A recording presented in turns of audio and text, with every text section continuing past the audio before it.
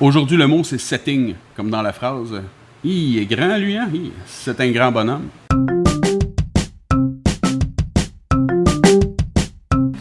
Salut Rouleau de dés! Aujourd'hui, comme vous l'avez compris, ben, je suis dans ma cuisine, puis à côté de moi, là, j'ai demandé à Hope de venir s'asseoir parce qu'elle pourrait vouloir participer. Fait que si jamais vous entendez une voix féminine en voix off, là, ben c'est elle. Tiens, je pourrais mettre sa photo ici.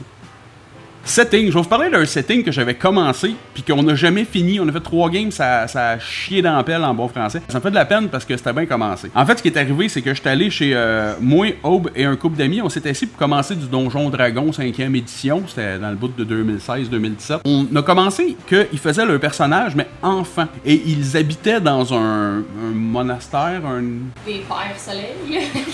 C'était des prêtres de Pellar. C'était une espèce d'orphelinat.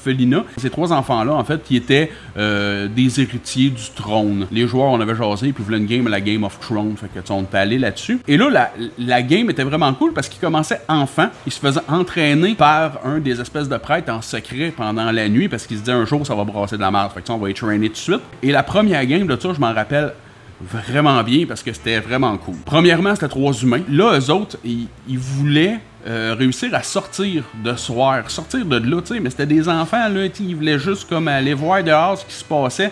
Ils étaient pas tout à fait majeurs encore. Fait que là, ils s'étaient dit, faut qu'on réussisse à sortir, puis la façon la plus facile de sortir, c'est de passer par une espèce de petit dépôt de bouffe. Puis il y avait 2 curés qui gardaient l'entrée, puis là, ils s'étaient dit, on a juste à essayer de les saouler en leur offrant une bouteille de vin, puis en attendant qu'il soit chaud pour passer.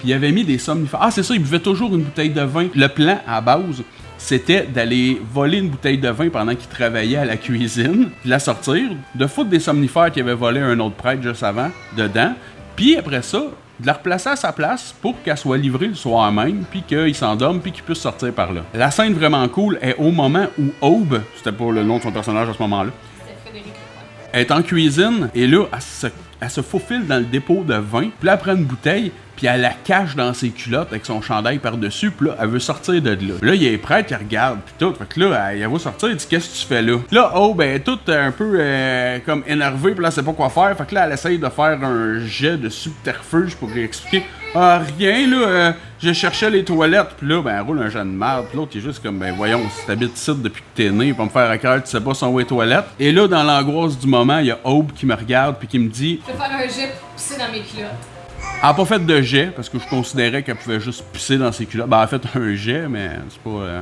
fait que là, j'ai forcé super fort. La scène, c'est moi qui fais... Puis là, il y a du pipi qui sort. Fait que voilà, c'était ça, ma manœuvre de subterfuge. Elle a fait quelque chose genre un jet d'intimidation, de persuasion en avantage, parce qu'elle venait carrément de se pisser dessus, là. C'était plutôt cool. Et là, ben, elle a réussi à... Le gars, il a juste fait comme, OK, ça va te changer. Puis là, ben, elle a réussi à sortir la bouteille de vin de là, comme ça.